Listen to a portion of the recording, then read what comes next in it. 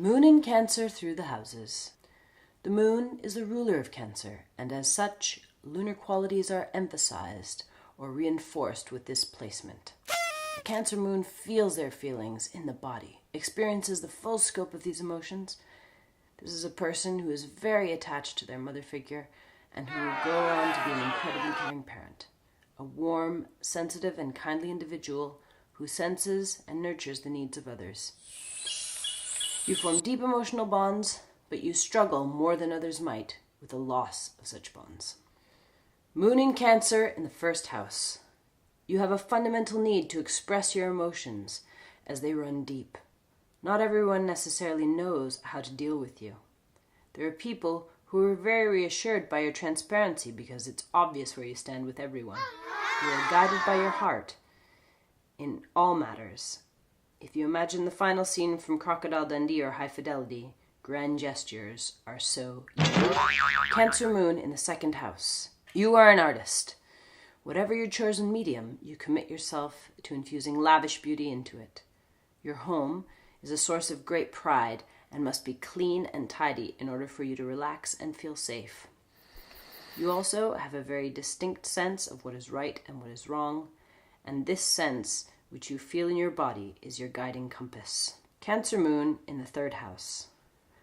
Though you can self-soothe by talking sense to yourself, nothing is more reassuring than a deep and emotionally honest conversation with another. Very empathetic, you experience the pains and joys of the stories that are told to you as if they were your own. For this reason, others find you very easy to confide in. You are probably very considerate as a result. Cancer moon in the fourth house. You are the archetypal mother. Home and the family are the most central concepts in your life. For you, the truest statement ever made is that home is where the heart is. You make an incredibly loving and attentive parent, though you should be wary of smothering. As the baby birds grow, you'd also be in danger of experiencing empty nest syndrome. Moon in Cancer in the fifth house. The nursery school teacher. You love to care for children and to watch them learn. You also secretly love doing art projects with them. What's more, they adore you right back. You need to be careful to keep your professional distance so that you don't get too attached. In other realms, you'd be lucky to have that playful and nurturing energy with adults as well, making you, in my opinion, a wonderful friend and quite the catch. Cancer moon in the sixth house. Much as Taurus moon in the sixth, you have the marker for working in healthcare. Be that as a nurse in a hospital or working with people with special needs or the elderly. You have a profoundly caring nature and a deep empathy for the plight of others. Be careful that you do not overlook your own health, as this can lead to escalating problems. In general, if things are going well at work, everything else is manageable for you. Moon in Cancer in the seventh house. Your partner can push your buttons. Minute to minute, the state of your relationship is tied directly to your mood. You'd be wise to choose someone very steady and reliable.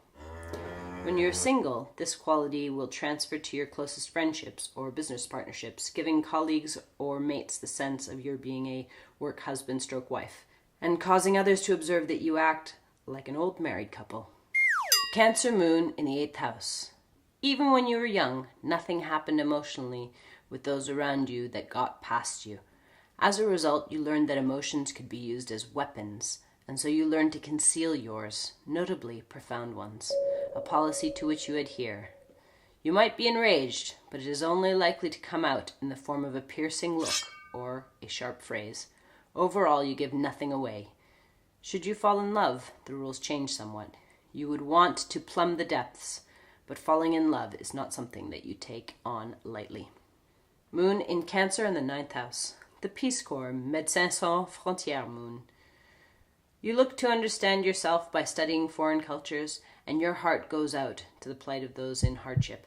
For that reason, you're drawn to volunteer holidays, building wells and orphanages. You understand that love is a universal language that people and indeed animals share. You are likely to be drawn to philosophies that extol the principles of universal love. Cancer moon in the 10th house. There is an inherent conflict in this position.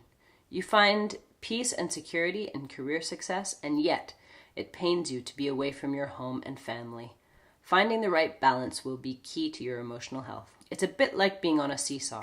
Of course, if you can find a way in which to incorporate these two ideas of career and family, you have won the game. Moon in Cancer in the 11th house. Your lover takes second place to your group of friends. You get deeper emotional support from your besties. This likely makes you vulnerable to heartbreak by a friend's betrayal, which is every bit as devastating as any breakup. You also care deeply about social justice, with a particular interest in the rights and protection of children and global feminism issues. Cancer Moon in the 12th house. I see dead people. You are very psychic. In fact, it would not be a surprise if you were a spirit medium. It is likely very important to you to be able to have time by yourself. Big crowds and social activities like parties tend to be entirely overwhelming, and you probably shy away from them.